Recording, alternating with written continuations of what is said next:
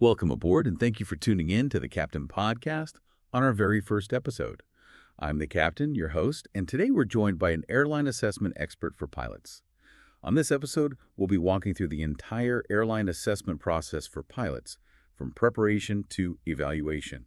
We'll break down what's expected in these assessments, the key areas examiners focus on, and how pilots can successfully navigate this challenging yet crucial phase in their careers. Whether you're preparing for your first assessment or looking to refine your approach, we've got the insights you need.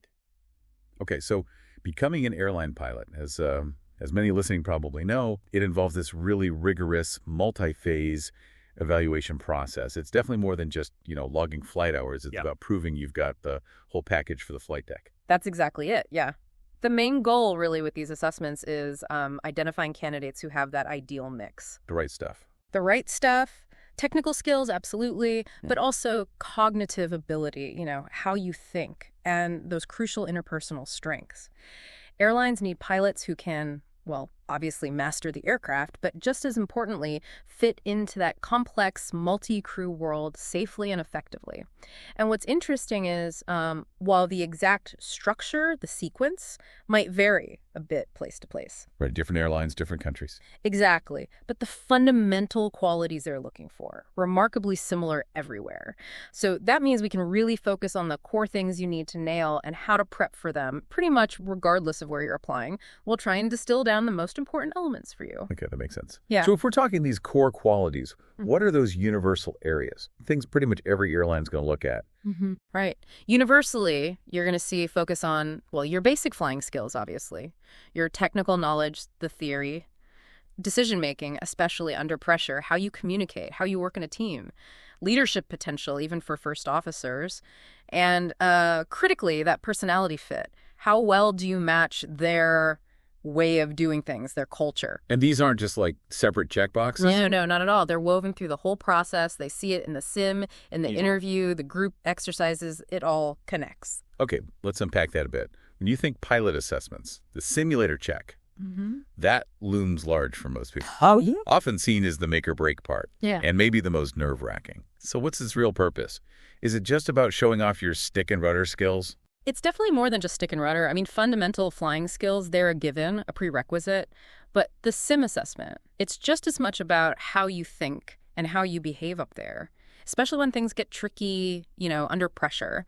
It's demonstrating those basic flying abilities, sure, but also how you perform as part of a team. It's a window into your potential, your temperament, not just raw skill. So what does a typical sim check look like? What can pilots realistically expect walking in? Well, most recruitment sim profiles are actually pretty short, usually about 30, maybe 40 minutes of flying time per candidate, and you're often paired up with another candidate. Taking turns flying. Exactly. One flies as pilot flying, PF, the other monitors as PM. You can expect the basic stuff. A normal takeoff, departure, probably in decent weather. They're checking your basic handling. Can you follow instruments, follow ATC? Then, almost certainly, at least one approach and landing. That's testing your scan, how you manage configuration flaps, gear, and if you can fly a stable approach. But here's where it often gets interesting. You'll likely face some kind of abnormal situation or an emergency. Okay, like what? The classic one is an engine failure, often right at a critical moment, like at or just after V1 on takeoff. Right, where you have to continue. You have to continue the takeoff, yeah. And then usually come back for a single engine approach and landing. Or maybe it's a hydraulic issue, or you get unstable on approach and have to execute a missed approach. Many checks include a go-around, maybe right for minimums, to see how smoothly you transition back to climbing and how you coordinate with the PM. And sometimes you might get some basic hand-flying maneuvers too, like steep turns, or maybe even an unusual attitude recovery. Pilot coaches often say, expect a raw data profile. Meaning no autopilot, no flight director. Exactly. Just you, the instruments, the controls, take off, level off, maybe some maneuvers, speed changes, a few approaches, landings, go-arounds, and usually, that engine failure or some other problem to sort out. Wow. That sounds like a lot to pack into 30, 40 minutes. But you said it's not about a perfect ride. So if not perfection, what are the assessors really watching for? That's such a key point. It's a myth you need to be flawless. Assessors, they aren't looking for perfect handling. What they want to see is that you're composed, you're adaptable, and crucially, that you can recover from small errors using good judgment. Think about it. A pilot gets a bit high on approach. Okay, but they recognize it quickly, they communicate it clearly, going around maybe, or they correct smoothly that person, they'll probably score better than someone who flies okay technically but is silent or makes a poor decision. So it's about the recovery and the thinking. Exactly. Beyond basic skills control, scan, smooth inputs, they're looking at procedural knowledge, situational awareness, workload management. Can you juggle tasks under stress? But the big one, maybe the biggest, is CRM, crew resource management. How you work with the other pilot. Precisely. They watch how you interact with your sim partner intently. Do you brief them well? Use standard calls. Your performance as pilot monitoring, the PM role, is just as vital as when you're flying. It shows how you'd really operate. And are you trainable? Can you take feedback during the session and actually apply it? Improve. There's a story of a chief pilot who said after a sim ride, their main question is, will this person get through our training program safely? Ah, okay. If you're calm, safe, and seem coachable, you'll likely pass, even with a few bumps along the way. So it's really about demonstrating that safe and adaptable mindset, not just avoiding any mistake. Given that, what are some common pitfalls? Where do pilots tend to trip up in the sim? Well, nervousness plays a part, obviously, but common things. Neglecting the basics right at the start. Yeah. Like not taking a moment to adjust your seat properly. Sounds simple, right? But it messes up your view, makes controls harder. Yeah, I can see that. Then there's over-controlling. Chasing the needles, like you said. Especially on an ILS, that kind of snake dance, unstable. Yeah. Also, losing your scan. Fixating on one thing while the plane drifts off course, that's a big red flag. And poor communication, poor CRM, that comes up again and again. Not talking. Being silent as PM. Ignoring your partner. Not good in a two-pilot cockpit. Definitely not. Also, energy management failures, overspeeding or being too high and fast on approach, not using checklists properly, maybe skipping memory items in an emergency, that's critical. And surprisingly often, candidates just don't ask for clarification if they're unsure about an instruction from ATC or the examiner. It's always, always better to ask than to guess wrong. Makes sense. Okay, moving beyond the hands-on flying. Many airlines use psychometric and aptitude tests, often right at the start of the process. What are these actually measuring? Right. These tests, they're designed to get a handle on your fundamental cognitive abilities, how fast you process information, sometimes specific personality traits too.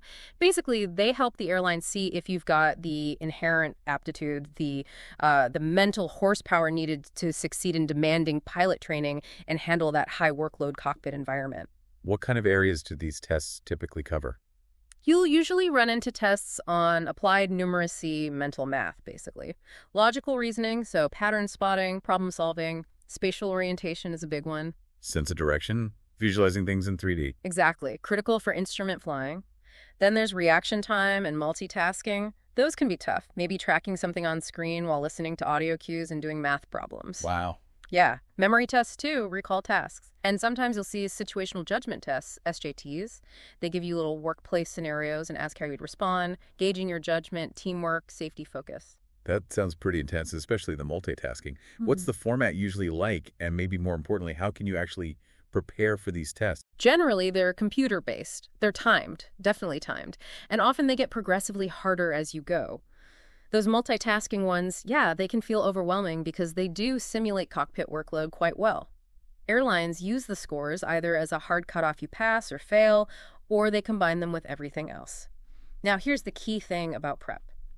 While these tests tap into inherent skills, practice makes a huge difference. It improves your speed, your familiarity with the formats. It really boosts your performance. So practice is worthwhile, even if it's measuring aptitude. Absolutely. Get online, find prep services, practice sample tests, get used to the types of questions, the time pressure, brush up on your mental math, speed, distance, time, percentages, conversions. Same for basic physics concepts. For multitasking, well, even certain video games can help with reaction time, or flight sim software. Simple exercises work too, like tracking something visually while reciting multiplication tables. Yeah. For spatial reasoning, practice visualizing 3D shapes rotating, or use online instrument trainers. And honestly, basic readiness matters. Get enough sleep. Stress and fatigue kill cognitive performance. And always, always read the instructions carefully before starting each section. Good advice.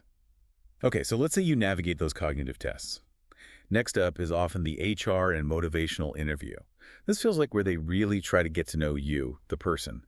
How big a factor is cultural fit here? Oh, it's huge, incredibly important. Often, it's just as critical as your technical scores. This interview is really their chance to see you as a person, as a potential colleague. They're gauging your motivation, sure, but also your understanding of them as a company and how you've handled situations in your past. It's your prime opportunity to show genuine passion, that you align with their values, their culture, and that you have a solid work ethic. It goes way beyond just flying the plane. What kind of questions should you expect in this interview? Well, you're almost guaranteed the classic, tell me about yourself. You need a concise, compelling story, career, training, highlighting aviation achievements.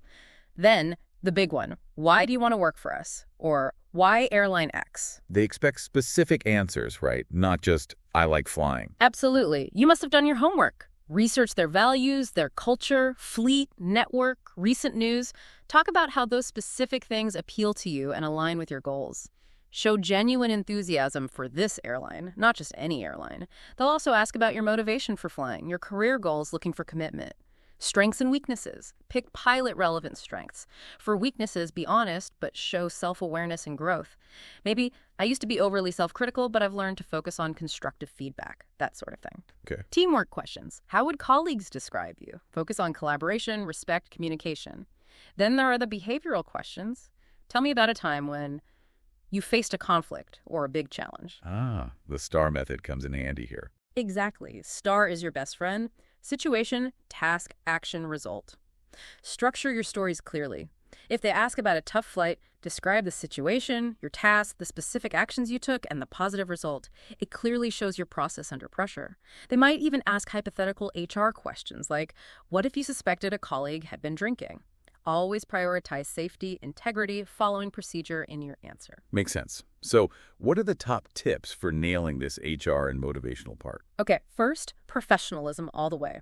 Dress smart, be on time, be polite to everyone, receptionists, other candidates, everyone. Structure your answer STAR or similar frameworks help avoid rambling. Be honest. Never lie. Frame negatives as learning opportunities. And never, ever badmouth former employers. Let your genuine passion show. Prepare maybe 5 or 6 strong example stories from your experience that highlight key things like teamwork, decision-making, learning, practicing them out loud. Good tip. And finally, ask thoughtful questions at the end. It shows you're still engaged, still interested.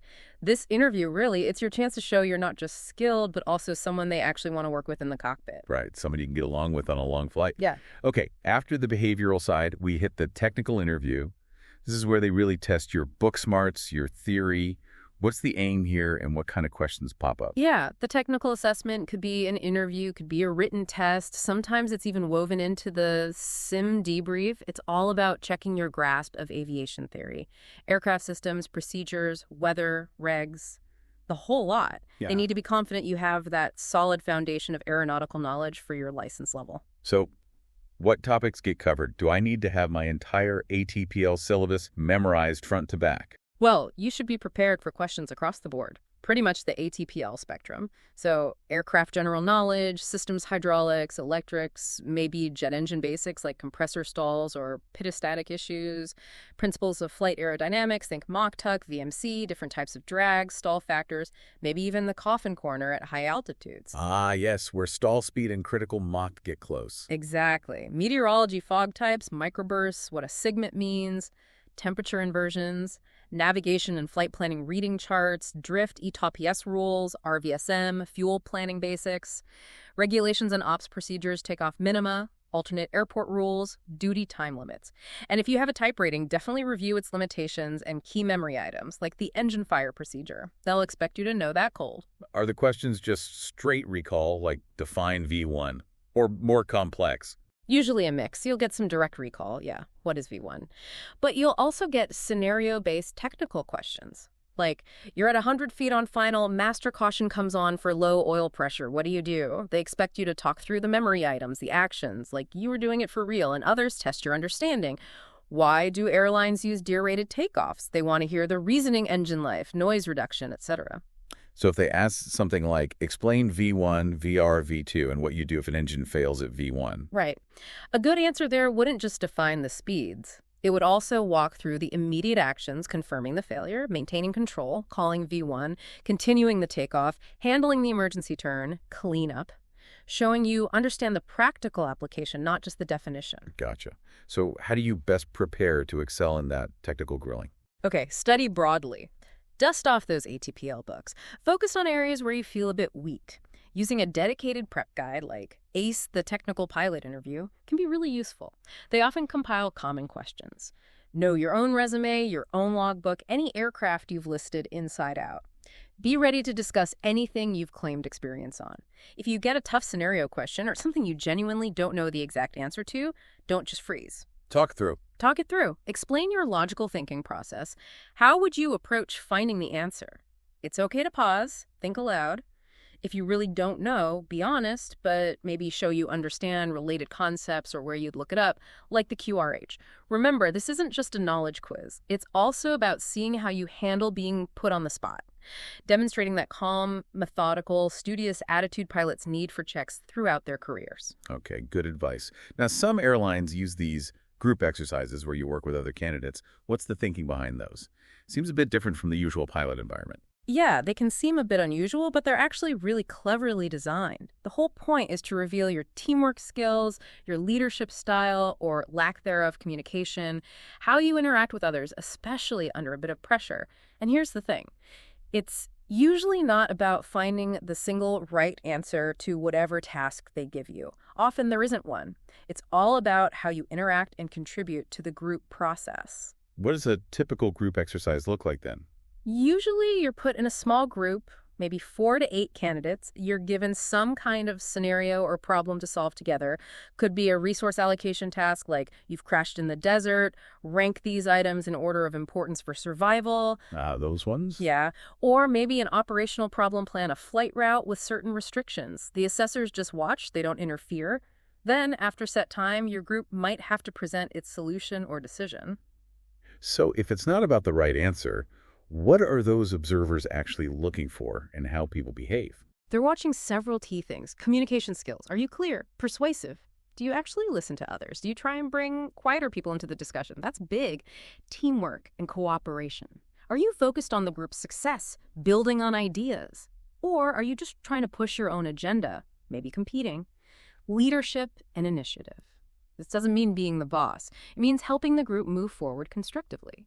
Suggesting a structure, making sure everyone gets a say, summarizing progress, maybe keeping an eye on the time. It's about facilitating. Not dominating. Exactly, not dominating. Problem-solving approach. Are you logical, structured, and your general attitude? Are you respectful, calm under pressure? Assertive when needed, but not aggressive. Crucially, avoiding negativity, no eye-rolling, no interrupting constantly. Remember that quote you hear sometimes.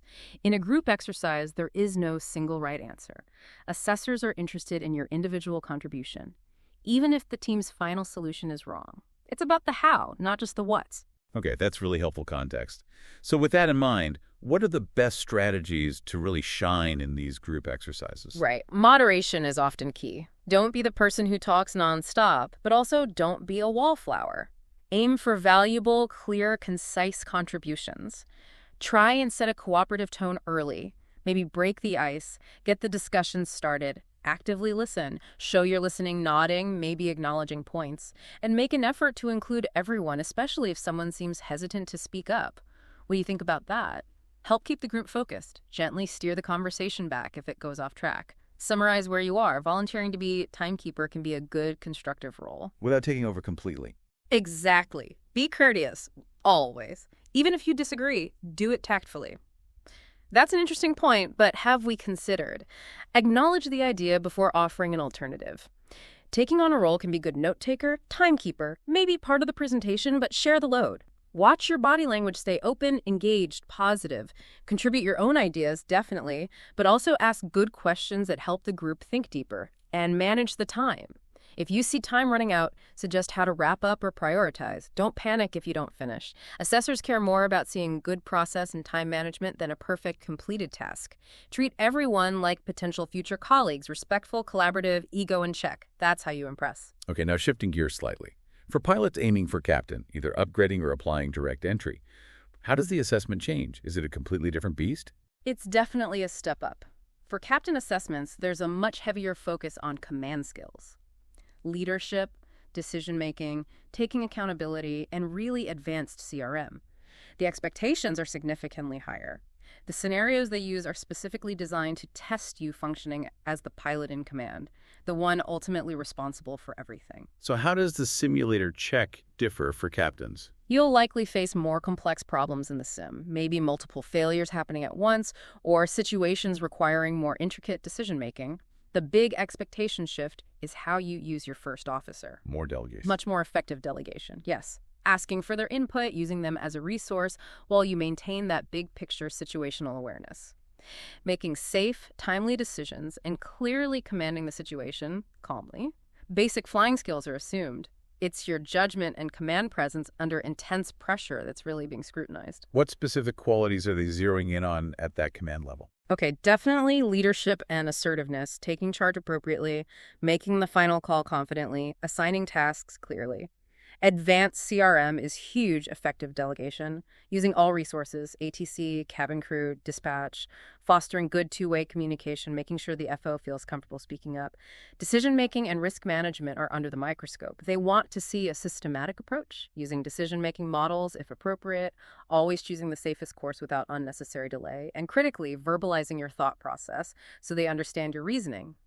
They'll also assess how you handle tricky crew situations, maybe an FO who's panicking or maybe crew conflict. Your answers need to show strong communication, maybe coaching skills, but always with safety as the absolute priority. And the interviews. Are there captain-specific scenario questions? Oh, absolutely. The behavioral and scenario questions will be much more targeted towards leadership. Expect things like, tell me about a time you had to make a critical command decision under pressure. Or, how would you handle an FO who seems fixated on a minor problem during an emergency? Maybe questions about giving difficult feedback, enforcing SOPs when someone resists, or how you, as captain, take ownership of mistakes and learn from them. Again, use STAR, but really emphasize your leadership actions, your decision rationale, your command responsibility. So how does a pilot best prepare for that significant step up to a captain assessment? Deep knowledge of company SOPs and policies is non-negotiable. Mentally rehearse complex scenarios, smoke in the cabin, medical emergency divert, unruly passenger, thinking through exactly how you'd handle it step by step as PIC. Talking to current captains about their upgrade process can be gold. They often have insights into the unwritten expectations. And overall, project maturity. Confident, yes, but also humble. Show you understand the weight of the responsibility. The whole assessment is about proving you're ready to be that final safety net, ready to mentor others, ready to uphold the standards. Okay, so we've covered a lot of ground sim checks, psych tests, interviews, group exercises, captain upgrades.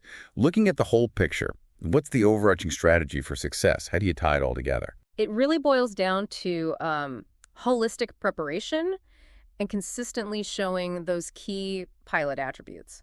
First off, don't underestimate physical and mental readiness. Seriously, get enough sleep, eat well, get some exercise. It directly impacts your cognitive performance in tests and the sim. Manage your stress, find relaxation techniques that work for you. Second, documents. Get everything in order. Logbook especially. Make sure it's neat, accurate, current. Any discrepancies, like mismatched hours, are a huge red flag for recruiters. They will check. Right. So beyond the basics, what are those green flags, the things recruiters really like to see, the things that make someone stand out positively? Okay, green flags. Demonstrating a genuine learning attitude. Being humble, open to feedback, coachable. If an instructor gives you a tip in the sim, use it. Sure, you can learn. That composed, safe, and coachable pilot we mentioned, that's a massive green flag. A strong safety-first mindset, always. Weave safety into your answers, your actions. Never compromise. Professionalism everywhere. Treat every interaction as part of the assessment emails, phone calls, how you talk to the receptionist. Be polite, punctual, respectful, always. Know your own application inside out. Be ready to discuss anything on your CV. Even tricky stuff like training setbacks or gaps. Be honest, take responsibility, focus on the learning. Show cultural fit research that specific airline. Understand their values. Try and reflect that. Show you actually want to work there. Exactly. Signal you're a team player. Use we more than I when talking about past experiences. Maybe compliment former colleagues. And if you get a chance for feedback, ask for it. Shows you want to grow. Okay, makes sense. Yeah. And the flip side, what are the absolute deal breakers, the big red flags that will just torpedo your chances, even if you fly well? Oh, there are definitely clear red flags. Poor preparation is a big one. Lack of knowledge, especially showing you did zero research about the company. That signals lack of interest or laziness. Dishonesty. Any hint of exaggeration or untruthfulness, especially with logbook hours or qualifications. Instant disqualification. Arrogance. That know-it-all attitude. Confidence is good, arrogance is fatal. Don't badmouth past employers or brag endlessly. Poor CRM or interpersonal skills show up fast. Interrupting, ignoring people, being dismissive, or even being too passive in group settings. Being rigid, sticking to a script you memorized, and being unable to adapt if things change. Like not being able to think on your feet. Right. Struggling with English or clear communication is a problem for cockpit safety. Unprofessional appearance or habits, messy clothes, bad grooming, constantly checking your phone during breaks, it all adds up. A negative attitude, blaming others for failures, sighing, eye-rolling. Huge red flag. And finally, focusing only on personal gain money, quick command without talking about wanting to contribute to the airline. It suggests you're not really invested in the role or the company. So putting this all together for pilots listening, the real message seems to be about consistency, right? Every single part of this assessment process needs to consistently paint a picture of a competent, safe, professional, and, frankly, agreeable person. That's exactly it. Recruiters, at the end of the day, they're asking themselves, would I want to be stuck on a flight deck with this person at 3 a.m. during a massive delay? It's about being your best professional self, showing you're not just a capable pilot, but also a good colleague. And look, if you don't make it through the first time, it happens. Don't give up. Learn from it. Figure out where you need to improve, get more training or practice, and go back stronger. Maybe the real question this leaves us with is, how do you make sure you embody these crucial traits not just for the assessment, but every single day you step into that cockpit? That wraps up today's episode of the Captain Podcast. I'm the Captain, and it's been a pleasure hosting an airline assessment expert for pilots. Make sure you subscribe and like our content to support us. Rate your comments below for any suggestions. Thanks for listening, fly safe, stay sharp, and we'll catch you on the next episode of the Captain Podcast.